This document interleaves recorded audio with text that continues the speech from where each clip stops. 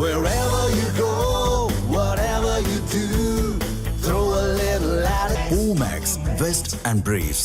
மகளிருக்கு 33% இடஒதுக்கீடு வழங்கும் அரசியல் சாசன சட்டத்திருத்த மசோதா திமுக எதிர்ப்பால் தற்பொழுது தோல்வியடைந்துள்ளது.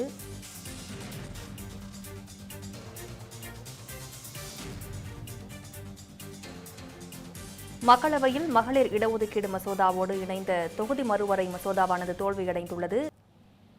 இந்த மசோதாவானது மிக தெளிவாக, அதாவது முதலிருந்தே நம்முடைய திராவிட முன்னேற்ற கழகத்தை காங்கிரஸ்காரர்களும் கடந்த ஒரு வருடமாகவே இது குறித்து பேசிக் கொண்டிருக்கிறார்கள். முதல்ல இதனால் தமிழகத்திற்கு எந்த விதமான ஒரு பாதிப்பும் இல்லை என்பதை அமித்ஷா அவர்களும் பிரதமரும் சொல்ல வேண்டும் என்றார்கள். எந்த பாதிப்பும் இல்லை என்று தெளிவாக சொன்னோம். அதன் பிறகு எத்தனை இடங்கள் கிடைக்கும் என்று கேட்டுக்கொண்டே இருந்தார்கள். இப்பொழுது எத்தனை இடங்கள் என்பதையும் தெளிவாக சொல்லி ஆகிவிட்டது.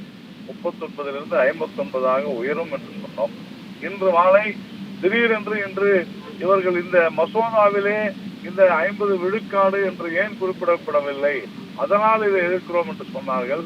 திரு அமித்ஷா அவர்கள் மிக தெளிவாக இன்று பாராளுமன்றத்திலே நாங்கள் அந்த 50 விழுக்காடு என்பதை குறிப்பிட்டு 1 மணி நேரம் அவகாசம் கொடுங்கள், இந்த 50 விழுக்காடு என்பதை குறிப்பிட்டு இந்த மசோதாவை நாங்கள் தாக்கல் செய்கிறோம் என்று சொல்லியும் கூட இந்த மசோதாவை திமுக தோற்கடிக்கிறது என்றால் பெண்களுடைய உரிமைக்கு, மகளிர் உரிமைக்கு திமுக எதிராக இருக்கிறது, பெண் இனத்திற்கு எதிராக இருக்கிறது என்பதை தெளிவாக எடுத்து காட்டுகிறது.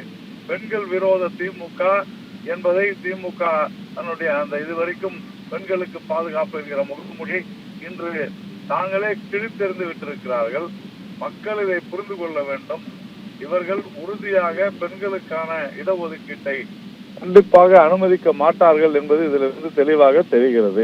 பெண்கள் விரோத திமுக ஆட்சியிலிருந்து அகற்றப்படும் நாள் வெகு தொலைவில் இல்லை. கூடுதல் தகவல்களுக்கு நன்றி.